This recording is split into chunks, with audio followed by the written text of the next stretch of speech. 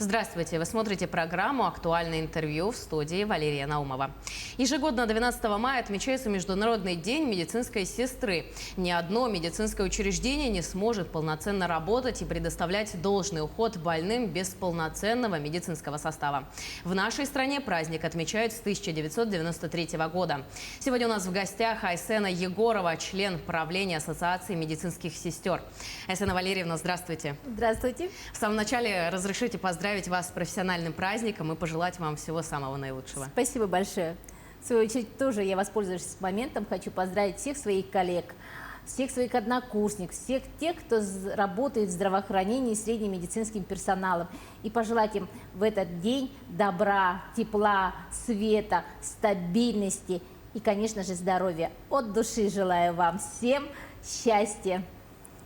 Замечательно. Давайте начнем нашу беседу с Ассоциацией медицинских сестер. Расскажите, в каком году в регионе появилась данная ассоциация, с какой целью она образовалась и сколько специалистов сегодня объединяет? Ну, начну рассказ с того, что статистические данные 2021 года говорят о том, что у нас практически 13 тысяч среднего медицинского персонала в республике. Членами ассоциации являются около 12 тысяч, то есть практически все. На сегодня цифра, показатели растут, потому что ассоциация ведет большую работу по подготовке и непрерывному медицинскому образованию средних медицинских работников. Сама ассоциация же у нас в республике с 1996 года. Цель ассоциации – это сплочение, поднятие престижа специальностей медицинских сестер, среднего медицинского персонала, ну и работать, как говорится, в профессиональном направлении. Это разработка стандартов.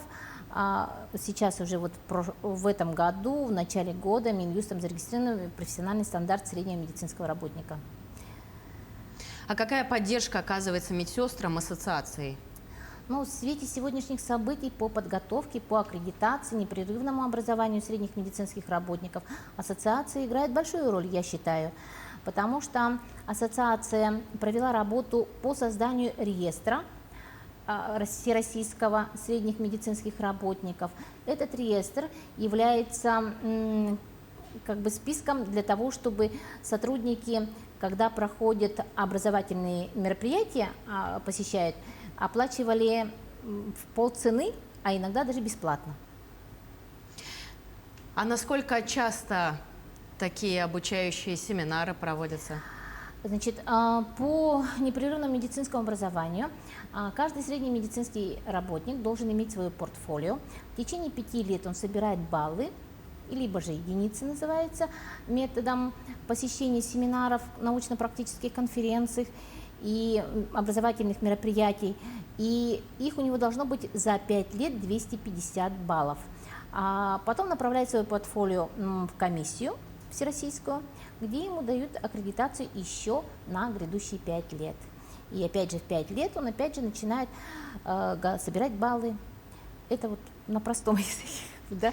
Получается, что сам медицинский работник, он сам определяет, по какой специальности ему нужно посещать мероприятия, какие мероприятия, в каком направлении, потому что специальностей средних медицинских работников множество.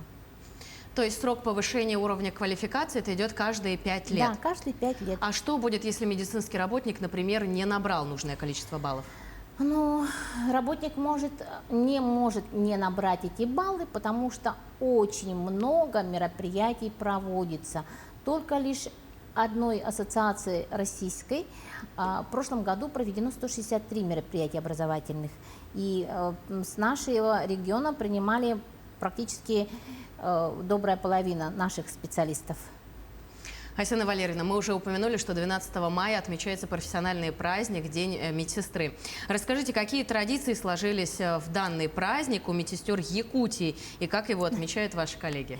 Учитывая то, что у нас множество улусов, районов, учитывая то, что в городе Якутске очень много крупных медицинских учреждений, в каждом учреждении свои традиции. Я не буду говорить о других учреждениях, я скажу про наше учреждение. Медицинский центр города Якутска образовался в 2013 году путем слияния нескольких лечебных учреждений.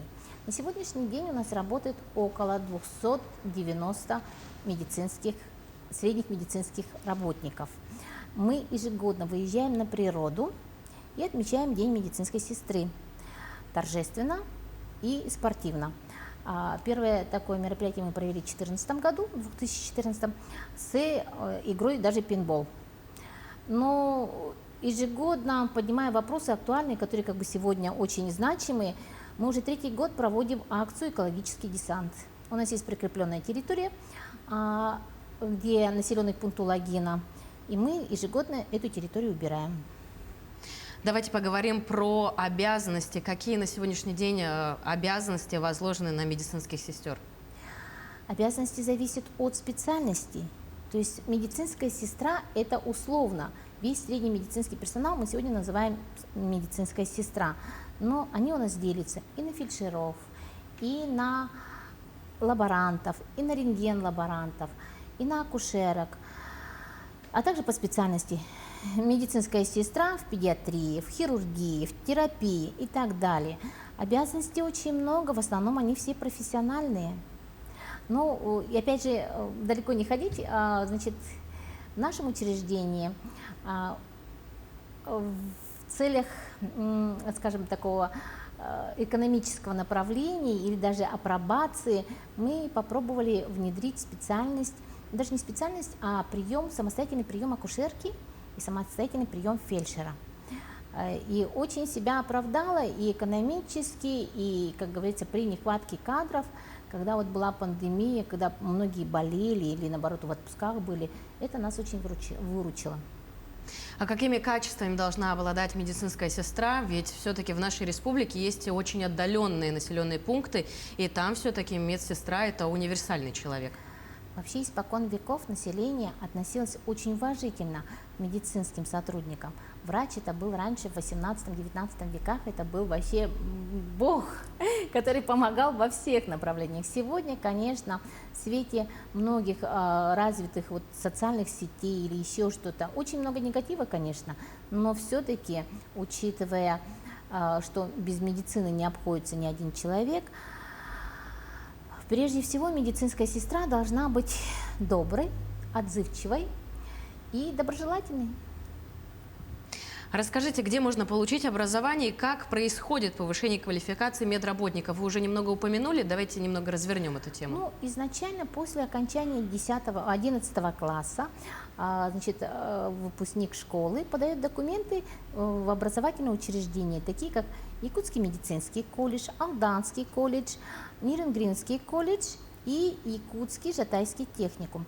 Здесь официально готовят на средний медицинский персонал по разным специальностям, как фельдшер, лаборант, акушерка, медсестра, зуботехник.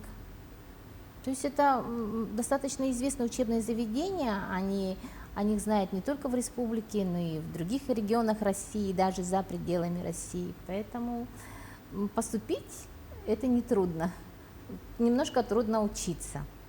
Что насчет повышения квалификации? Насчет повышения квалификации сегодня множество возможностей повысить свою квалификацию, было бы желание. Это и онлайн-семинары, и конференции, и можно очно пройти также в наших учебных заведениях. У нас есть медицинские сестры с высшим сестринским образованием. Они высшее сестринское образование получают в медицинском институте, факультет высшего сестринского образования. Ну, проблем никаких нет. Одно из направлений конкурса WorldSkills Russia, Россия, это уход за больным. Что дает конкурсантам участие в таких конкурсах и единственный ли это конкурс профессионального мастерства на сегодняшний день? Ну, вообще конкурсов тоже много. Они, значит, от разных министерств, от Министерства образования, от Министерства здравоохранения.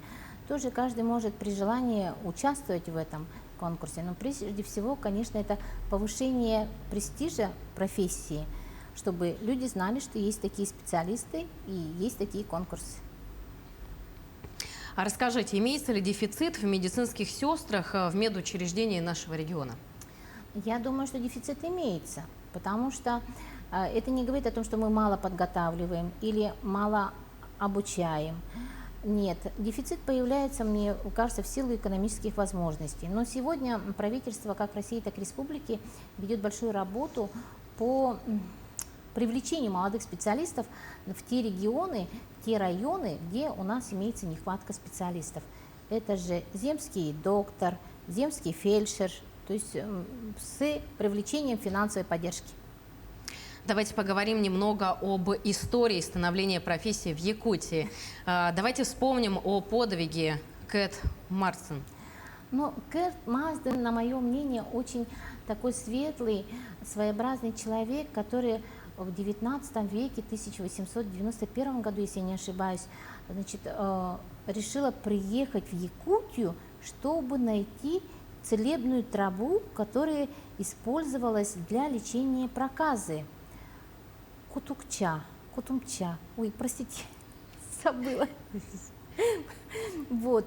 И при поддержке, она очень молодая же была, она очень рано осталась сиротой, как я помню. Ей отец унаследовал учебное заведение медицинское, и вот, значит, преподавала, значит, лечение. После того, как она поработала в Крымскую войну сестрой милосердия, она решила приехать вот именно в Якутию, и ее поддержала царица Мария, императрица Мария. Да, и она, значит, полгода только ехала в сторону Якутии, добралась, нашла то, что искала, применила в практике и поехала обратно. Все это путешествие у нее заняло почти год с лишним. И, конечно, вот ее чувство милосердия, доброты дали вот возможность, как говорится, принять такое решение во всем мире, праздновать Международный день медицинской сестры. Айсена Валерьевна, давайте в конце нашей беседы еще раз обратимся ко всем вашим коллегам, медицинским работникам, медсестрам и поздравим их с профессиональным праздником. Спасибо. Уважаемые коллеги, медицинские сестры, фельдшера, акушерки, лаборанты, рентген-лаборанты, от всей души сегодня, в день профессионального праздника, я вам желаю добра, тепла, света, стабильности, конечно же, здоровья. Будьте счастливы! Спасибо вам большое, Айсена Валерьевна, за то, что пришли, ответили на все наши вопросы. И еще раз примите наши поздравления. Спасибо вам. Спасибо большое. Ну, я напомню, что вы смотрели актуальное интервью. Берегите себя и до встречи.